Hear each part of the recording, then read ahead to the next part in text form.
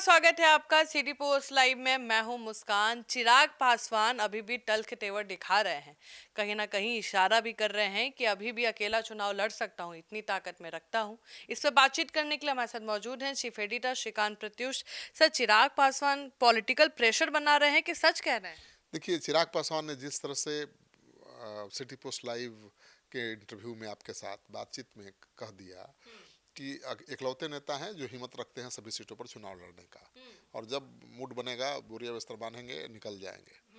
मतलब तो ये बड़ी चेतावनी है एनडीए के लिए कि भाई चिराग पासवान केवल प्रेशर नहीं बना रहे हैं, 2020 वाला खेला फिर कर सकते हैं और उससे बड़ा खेला कर सकते हैं। 2020 में तो केवल जेडीयू के खिलाफ उम्मीदवार खड़े किए थे, इस बार वो बीजेपी के खिलाफ खड़े कर सकते हैं, अलग होंगे तो वो बीजेपी को भी नहीं छोड़ेंगे। तो वो प्रेशर वो बना रहे हैं हाई लेवल का, और उनकी पार्टी के सांसद अरुण भारती जो लगातार बयान देते रहते हैं, ट्वीट करते रहते हैं, वो अपने मन से नहीं करते हैं। चिराग ये पासवान तो आज क्लियर हो ही की गया। सहमति है, क्योंकि जिस तरह से तल्ख तेवर दिखाए हैं चिराग पासवान ने आपके साथ बातचीत में, और यहाँ तक कह दिया कि क्या जेडीयू जहाँ खड़ा हो वहाँ मैं हाथ खड़ा कर लूँ।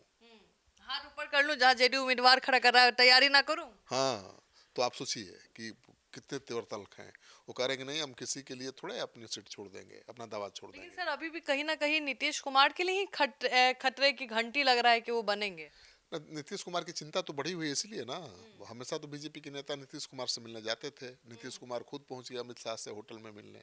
मतलब प्रेशर है, वो चाहते हैं कि जल्दी तय हो कि चिराग पासवान कहाँ रहेंगे, हैं एनडीए में रहेंगे या अकेले लड़ेंगे। क्योंकि चिराग पासवान को लेकर तस्वीर साफ नहीं हो पा रही है। चिराग पासवान के तेवर अभी भी तल्ख हैं और धमकी भरे लहजे में बात कर रहे हैं, और उसको केवल धमकी नहीं कहा जा सकता। वो आर पार के मूड में है, कुछ भी कर सकते हैं। अकेले चुनाव चिराग पासवान लड़ सकते क्यों हैं? नहीं लड़ सकते हैं, वो तो लड़े ही थे पिछली बार। और जेडीयू को तो कहाँ सर, से अभी तो मंत्री भी तो हैं। मंत्री होने से क्या होता है केंद्र का मंत्री पद छोड़ देंगे? अरे भाई, चिराग पासवान एनडीए में रहते हुए ही बड़ा फैसला लिए थे ना 2020 में। ऐसा थोड़ा था कि उन्होंने कहा था कि हमें नजरअंदाज किया जा रहा था, हमें साइड कर दिया गया था, तब मैंने सोचा था। हाँ, तो इस बार भी अगर उनको मन माफिक सीटें नहीं मिलेंगी तो कुछ भी कर सकते हैं। 40 सीटों की मांग कर रहे हैं, लेकिन चिराग पासवान बहुत समझदार भी हैं। वो 40 सीटों की मांग कर रहे हैं, इसका मतलब ये नहीं कि 40 सीटें मिलेंगी तभी रहेंगे।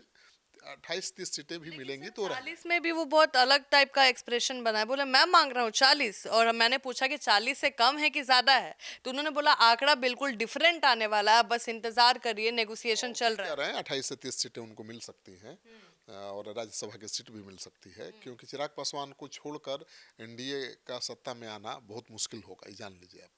क्योंकि चिराग पासवान या तो महागठबंधन के साथ जाएंगे या अकेले लड़ेंगे। महागठबंधन के साथ जाएंगे तो तेजस्वी यादव की सरकार पक्की बन जाएगी, नोट कर लीजिए। और अगर अकेले चुनाव लड़ गए तो बीजेपी और जेडीयू का बैंड बच जाएगा। फायदा तो आरजेडी को ही मिलेगा, महागठबंधन को ही मिलेगा। तो किसी भी सूरत में चिराग का एनडीए से अलग होना एनडीए के लिए ठीक नहीं है। चिराग भी इस अपनी अहमियत को समझ रहे हैं। और आज अरुण भारती ने जो ट्वीट किया है उसका क्या मतलब है? वो कह रहे हैं कि हमारे पार्टी, कुछ लोग कह रहे हैं कि हमारे पार्टी में एक भी विधायक नहीं है, तो कैसे सीटें मिलेंगी।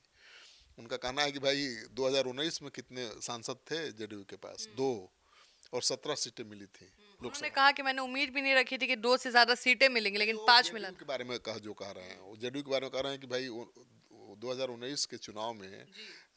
जेडीयू के पास केवल दो सांसद थे, और सीटें कितनी मिली? 17 सीटें मिली, जेडीयू 17 सीटों पर लड़ा। और 2024 में उनके पास कौन था सांसद? सारे सांसद तो पारस के साथ चले गए थे, पार्टी टूट गई थी। चिराग अकेले सांसद थे पार्टी के, और उनको मिली कि नहीं 5 सीटें, और पांचों पर जीत के दिखाया कि नहीं। तो वो कह रहे हैं कि भाई वो आधार नहीं हो सकता है कि हमारे पास विधायक नहीं है तो हमको सीट नहीं मिलेगी।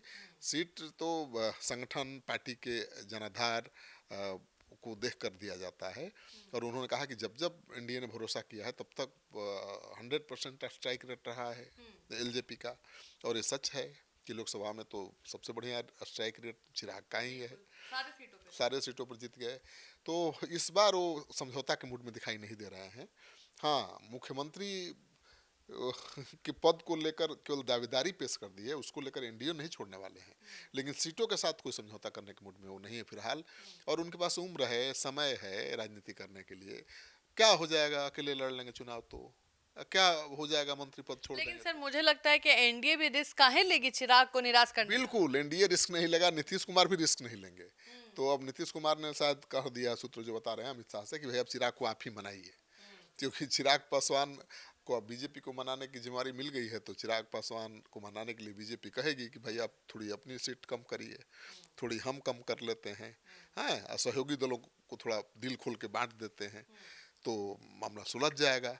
और अरुण भारती के तेवर बहुत तल्ख हैं, और मुझे लग रहा था कि अरुण भारती अपने मन से बोल रहे हैं, ये सबको लग रहा होगा, लेकिन नहीं, सिग्नल तो चिराग पासवान का ही है। और चिराग पासवान ने क्या कहा कि जब जब तक सीट शेयरिंग फाइनल नहीं हो जाता है तब तक मैं अपना मुंह बंद रखता हूँ। मैं मुंह बंद रखूंगा, लेकिन हमारे सांसद अरुण भारती बोलेंगे। बोलेंगे तो अरुण भारती जो बोल रहे हैं वो मानकर चलिए चिराग बोल रहे हैं। आला और कमान। बिल्कुल चिराग बोल रहे हैं, अरुण भारती चिराग की बात कह रहे हैं, और अरुण भारती को हल्के में लेना महंगा पड़ सकता है। सर जानना है क्या सर, जो चिराग पासवान 28 से 30 सीटों की जो मांग कर रहे हैं, क्या उनका इस बार भी स्ट्राइक रेट 100% होगा, क्योंकि आप सर्वे भी कर रहे हैं। नहीं, विधानसभा में स्ट्राइक रेट 100% कैसे हो सकता है? वो लोकसभा का चुनाव अलग होता है, विधानसभा का अलग होता है। लोकसभा में 5 सीटों पर लड़े थे, तो 100% स्ट्राइक रेट है। विधानसभा में 70-80% भी स्ट्राइक रेट रहेगा तो बहुत ताकतवर हो जाएंगे चिराग पासवान। अब मान लीजिए कि 30 सीटों पर लड़ते हैं और 70% स्ट्राइक रेट है, बहुत बड़े तो सरकार बनाने में, चलाने में उनका अहम रोल हो जाएगा, और वो डिप्टी सीएम की कुर्सी मांग सकते हैं अपनी पार्टी के लिए। तो चिराग पासवान दूर की राजनीति देख रहे हैं, वो अभी का फायदा नहीं देख रहे हैं कि हम केंद्र में मंत्री हैं। उनके पास भाई 5 सांसद हैं, और राज्यसभा सीट किसके लिए मांग रहे हैं। नहीं, वो अगर विधानसभा की वो 40 सीटें मांग रहे हैं, 40 सीटें देना संभव ही नहीं है। अब नीतीश कुमार और बीजेपी बराबर बराबर सीटों पर भी लड़े तो सीटें कितनी हैं? 43, 243 सीटें, 100 पर भी लड़ेंगे तो 43 सीटें बचती हैं ना। मांझी कह रहे हैं 15 से कम लेंगे नहीं, तो मांझी को तो जो 7 सीटें मिली थी वही मिलेंगी। उपेंद्र कुशवाहा को 5। उपेंद्र कुशवाहा को भी 5-6 सीटें मिल सकती हैं। जो अब चिराग को चाहिए होगा, फिर बीजेपी मैनेज करेगा कि जेडीयू अपने में से कुछ नहीं, देगा। अब चिराग पासवान को 30 सीटें अगर दे देती है बीजेपी, तो 13 सीटें बचेंगी। 7 चला गया मांझी के पास, 5 उपेंद्र कुशवाहा, सीट कहाँ घटेगा? तब तो कोई दिक्कत ही नहीं होगी। सर दिक्कत एक जगह आ रहा है, क्योंकि चिराग पासवान जेडीयू के कई सीटों पे भी निशाना लगाए हुए हैं। मैंने उनसे पूछा भी था कि कई जेडीयू की सिटिंग एमएलए वहां पे विधायक बैठे हुए हैं, आप वहां पे भी महाराज काम कर रहे हैं, तो बोले कि हाँ हमारे उम्मीदवार वहां भी काम कर रहे हैं। देखिए, अकेले चुनाव लड़े थे और जहां वो दूसरे नंबर पर रहे थे, जी। उन सीटों पर तो दावा करेंगे ही। और 40 सीटें वो मांग रहे हैं, 30 सीटें भी मिलेंगी तो उसमें से बहुत ऐसी सीटें होंगी जो बीजेपी और जेडीयू की भी होंगी। तो ये तो होता रहता है, गठबंधन में सीटों की अदला बदली होती रहती है।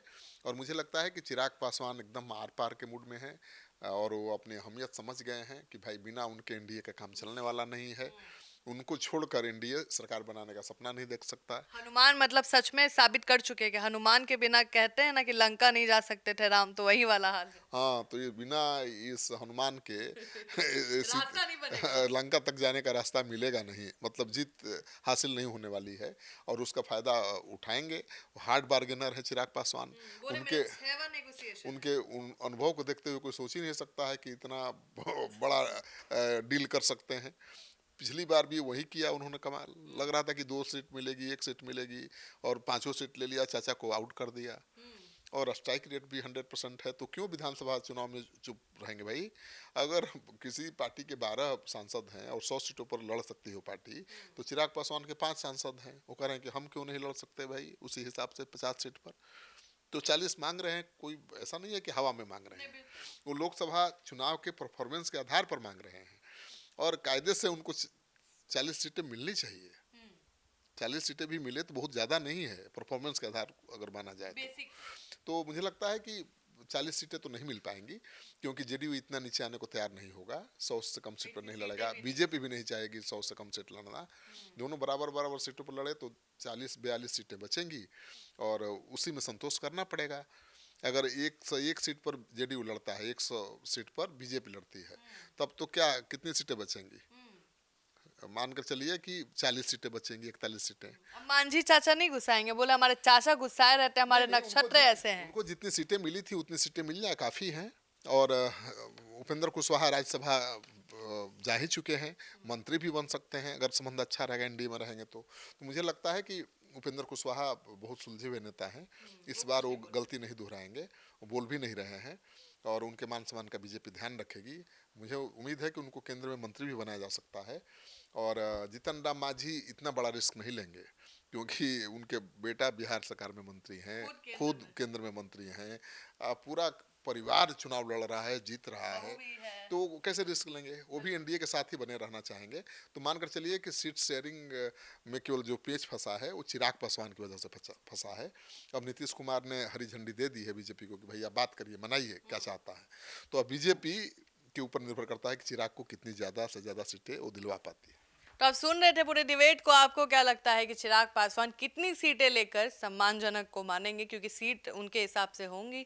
अब देखते हैं बीजेपी और जेडीयू कितना कॉम्प्रोमाइज करती है चिराग पासवान के लिए, क्योंकि कहते हैं कि हनुमान के बिना, हनुमान के सपोर्ट के बिना लंका तो राम भी नहीं पहुंच पाए थे। अब देखते हैं एनडीए कैसे पहुंचती है। फिलहाल इस खबर में इतना ही।